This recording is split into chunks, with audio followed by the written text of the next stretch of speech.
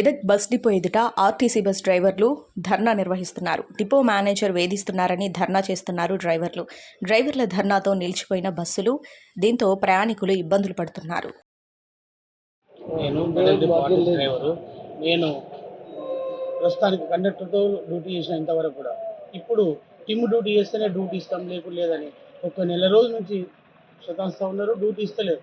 వచ్చినా కానీ అడిగి ఒక్క నెల కొట్టినట్టు వెళ్ళగొడుతున్నారు. సిఏ గారు కానీ డిఎం గారు వాళ్ళతో కలిసినాము, మాట్లాడినాం. అయినా కానీ డ్యూటీ లేదు, టిమ్ చేసి వేయలేదు. లేదంటే ఇక్కడ నుంచి వేరే టికెట్ ట్రాన్స్ఫర్ చేయండి, ఇక్కడ ఉండం కూడా వేరే డిపోలో చేసుకుంటామంటే ఆడ వేయము, నువ్వు ఎడ చేస్తాము, ఏం మీ దగ్గర పనికిరాని డ్రైవర్లు అటు వెళ్ళగొట్టండి, వెళ్ళిపోతాను.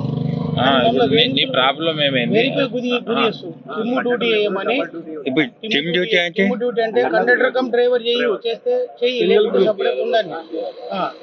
మాతో కాదు, నేను చేయలేను, మాతో కాదు. ఇరవై చేసినామంటే అందరికి కూడా హెల్త్ ఖరాబ్ అయిపోతుంది కాబట్టి ఎవరు కూడా చేయలేకపోతున్నారు. వాళ్ళకు ఆరోగ్యపరంగా ఇప్పుడు సిక్కు ఇస్తే సిక్కు తీసుకోరు. లీవులు అయితే ఒక్క లీవ్ కూడా లేదు. ఎప్పుడు డ్యూటీలు కావాలి. అట్లాగే వారంలో ఒక రోజు మాత్రమే వీక్లీ ఇది అవుతుంది. మాకు ఎవరైనా చనిపోయినా కానీ లీవ్ ఇచ్చేయలేదు. లీవ్ అప్లై చేసుకుంటే కూడా మనకు రిజెక్ట్లే ఉన్నాయి. మా సమస్యలు నెరవేర్చేదాకా ఇట్లనే కంటెస్ట్ కూడా మేము ఇదే సాధిస్తామని అనుకొని ఉన్నాను. బహిష్కరించి మొత్తం మేము మాకు మొత్తం సాల్వ్ చేసేంత వరకు మేము డ్యూటీలు చేయొద్దని మేము అందరం కార్మికులు నిర్ణయించుకున్నాం. ఎంతమంది? దాదాపు మేము డ్రైవర్లు 60 మంది ఉంటాం. 60 మందిని కూడా మేము డ్యూటీ చేయలేము. ఈ పరిస్థితి మాకు క్లియర్ అయ్యేంత వరకు మేము డ్యూటీలు చేయొద్దని కూడా నిర్ణయించుకున్నాం. మాకు చేస్తేనే మేము చేయగలుగుతాం. చెప్పిన డిఎంకి చెప్పినాం.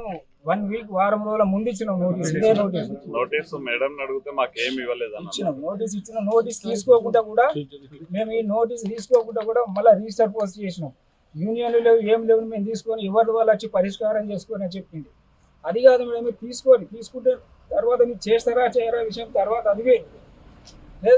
ఎవరి వాళ్ళు పరిష్కారం చేసుకోవాలని చెప్పి మాట్లాడింది. డ్యూటీలు మార్చలేదు. డ్యూటీలు ఇప్పుడు మేము అందరం కలిసి మార్చకపోతే కార్యాచరణ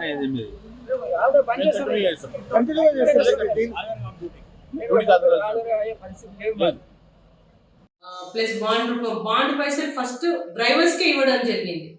సో ఎంత హ్యాపీగా చేయాలి కదా. హ్యాపీగా అంటే చేయకుండా ఇప్పుడు వాళ్ళకేమి ప్రాబ్లమ్స్ ఏం లేవు కదా. ఇందులో ఏం ప్రాబ్లమ్స్ ఆల్ ఆఫ్ సడన్ అంటే ఒక డిపోలో ఒకరో ఇద్దరు ముగ్గురు కల్పిట్స్ ఉంటారు. వాళ్ళు ఏదో ఒకటి చేసేసి అంటే వాళ్ళకి చూపించుకోవడానికి కావాలని స్పాయిల్ చేయడానికి మంచిగా నడుస్తుంది కదా. అంటే హ్యాపీగా సమ్మర్ అంతా బాగా ఆపరేట్ చేసాం. సడన్గా మాకు చెప్పకుండా వెల్ఫేర్ బోర్డ్ కమిటీ ఉంది. ఆ వెల్ఫేర్ బోర్డ్ కమిటీకి చెప్పొచ్చు కదా ఏదైనా సమస్యలు ఉంది. యూనియన్స్ మాత్రం అలో లేదు కదా. లేదు మహాలక్ష్మి అని ఏం లేదు. ఎప్పటి నుంచో అది బాగా నడుస్తూ ఉంది. సో మంచి గవర్నమెంట్ వచ్చింది, మంచి అన్ని పే స్కేల్స్ ఎప్పుడో పెండింగ్ లో పే స్కేల్స్ ఇచ్చింది, బాండ్ పైసలు ఇచ్చింది. ఇంకేం కావాలి ఒక కార్మికునికి? వాళ్ళకి ప్రతి ఒక్కటి ఉన్నాయి కదా, అన్ని జరుగుతూ ఉన్నాయి. అన్ని ఇచ్చినప్పుడు కార్మికులు అంటే మా దగ్గర ఇప్పుడు యూనియన్స్ అని ఏం లేవు. మాకు వెల్ఫేర్ బోర్డ్ కమిటీ ఉంది. సో వెల్ఫేర్ బోర్డ్ కమిటీ వాళ్ళు ఏ సమస్య గురించి మా దగ్గరికి అప్రోచ్ కాలేదు. రీసెంట్గా ఫ్రైడే రోజు కూడా మా రీజనల్ మేడం దగ్గర కూడా మీటింగ్ జరిపాము. అప్పుడు కూడా ఎలాంటి సమస్య చెప్పలేదు. ఇండివిజువల్గా ఎవరైనా సమస్య గురించి వస్తే మేము పరిష్కరిస్తున్నాము. ఇండివిజువల్గా మన దగ్గరికి ఎవరు రాలేదు. స్టేట్లో లేని సమస్యలు నేను వచ్చిన నుంచి ఎప్పుడు సమస్యలు లేవు. ఒక ఇద్దరు యాక్సిడెంట్ అయ్యారు. సో అందులో ఒక అతను వస్తున్నాడు, 8 రోజుల నుంచి డ్యూటీ చేస్తున్నాడు. ఎన్ఎస్ నారాయణ అనేది రావట్లేదు, డ్యూటీకి రాకుండా ఇట్లా కార్మికులందరినీ అలా జమ చేసేసేసి కావాలని వాంటెడ్లీ క్రియేట్ చేశారు. దాదాపు అంటే ఓన్లీ డ్రైవర్స్ ఇది చేస్తున్నది. డ్రైవర్స్ 71 ఉన్నారు. ఆ డ్రైవర్స్ చేస్తున్నారని అంటే ఇంతవరకు అయితే ఏ డ్రైవర్ అయితే రామని చెప్పలేదు. నిన్న ప్రతి ఒక్కరు వస్తామనే చెప్పారు డ్యూటీకి.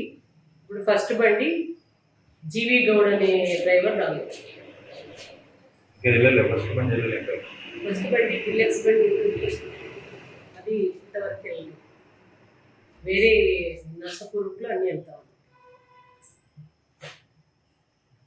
Hi everybody, this is Kiriti Damaraju. Like, share and subscribe to Saira TV. Oh, Saira!